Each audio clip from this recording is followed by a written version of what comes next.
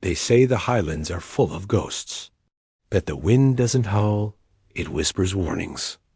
And atop a jagged cliff, where the North Sea chews endlessly at the land, stands Dunbrae Castle, long abandoned, stone-walled, and wind-battered, with eyes for windows and a mouth for a gate.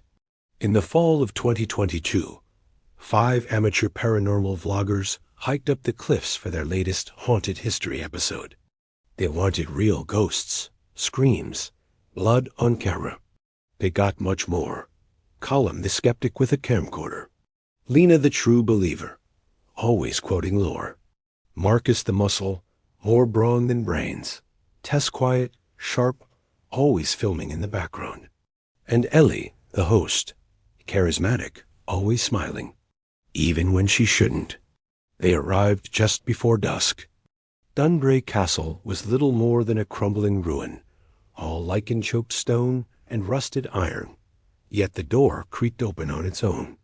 "That's already a great cold open," Ellie said. Tess didn't smile. Inside, the air was wrong. Thick, wet, tasting of rust and rot. Lena recited the legend.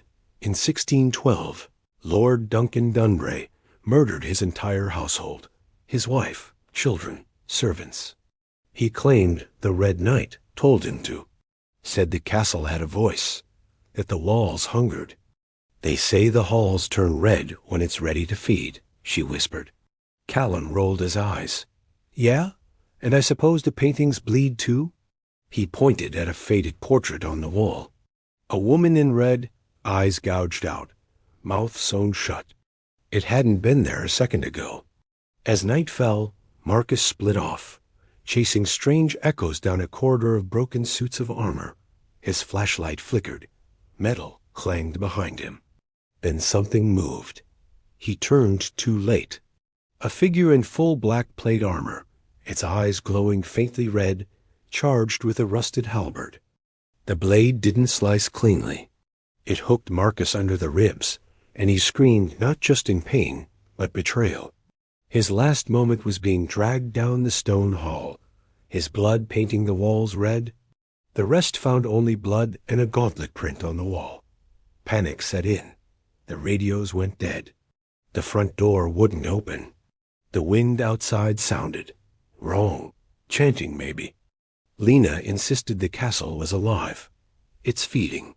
"We need to stay together." Tess, always behind the lens, zoomed in on the portraits. "They're changing," she whispered. And they were. The faces were no longer blank or blurred. They were becoming recognizable. One now bore Marcus's face, screaming in oil. They argued. Lena ran down the spiral stairs to the crypt. The chanting was louder there. Whispers in Gaelic, in voices not quite human. She turned her camera light and saw herself, hanging, mouth sewn, eyes gone, still alive. Before she could scream, a red blade slashed through the darkness. Her body would later be found folded inside an Iron Maiden, arms still twitching. Tess was the first to see the pattern. Every room they entered got colder, and the walls bled a little more. The castle was responding to them, and feeding on fear, filming every moment through their own lenses. "It's a story," Tess whispered. "A haunted story that needs an ending." She looked at Ellie, who hadn't shed a tear, who still smiled. "You knew," Tess said. Ellie finally stopped pretending. Ellie had been here before. She'd been the only survivor of a ghost hunting crew 5 years prior.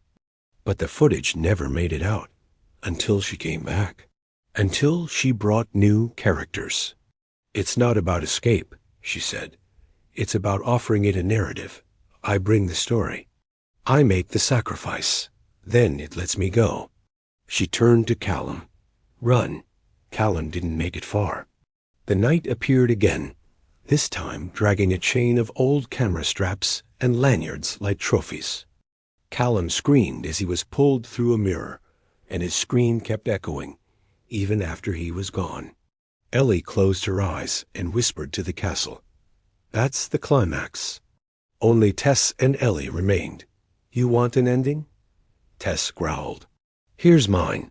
She tackled Ellie through the broken altar, the two of them crashing into the crypt below. Candles lit on their own. The chanting rose. The night appeared once more, but paused, waiting. It didn't strike. It watched. It wanted Tess to choose. She turned to Ellie, bloodied, begging, smiling still. Tess raised her camera and started filming. I'm the survivor now, she said. Then she dropped the lens, picked up the halberd, and gave the castle what it wanted. Weeks later, a police team found the footage at the castle steps. No bodies, just blood, and one new portrait on the wall. A girl with a camera, eyes wide, mouth open, still screaming. The red halls of Dunbrae Castle, now streaming on cursed screens everywhere.